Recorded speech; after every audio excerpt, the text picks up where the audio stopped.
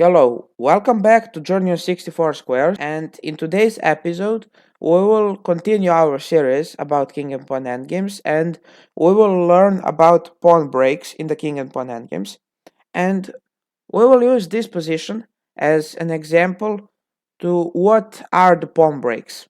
In this position, White's goal is to promote a pawn to queen, and the question is what should be the first move that White plays. Well, the correct answer is the move b6. And it's the most forcing move because it attacks two pawns. So black is forced to take.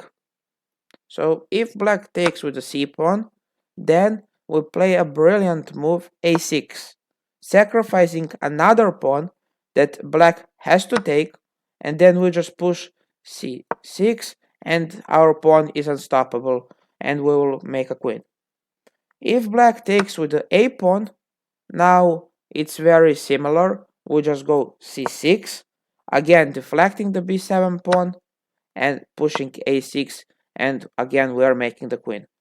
Now, if we don't play b6 and try something like a6, black can just close the position and we can't win this. So that is the importance of pawn breaks, to make something forcing and concrete. So let's go to the next position. Here is the next position. Here we are up a pawn. As you can see, we have 3 pawns and black has only 2. But black has some drawing chances because black's king is a bit more active. But we have one move that wins the game more or less immediately. And that move is c4. Again, a pawn break. If black doesn't take our pawn and tries like king f4, then we are just pushing c5 and black can stop our c pawn. So as you can see by this, black is forced to take us. But now we have another pawn break, the move d5. And if black takes, we just push e6 and our pawn can't be stopped.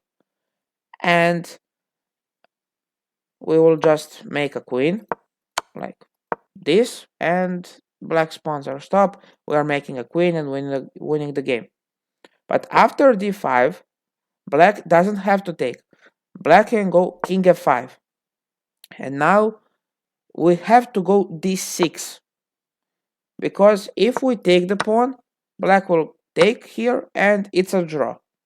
And that is why instead of going like this, we need to push the pawn to d6 and we're just making a queen again and winning the game. Here is the last position. Here again, it's white's turn and white should win the game. And the question is how? Well, white is winning by playing the move a5.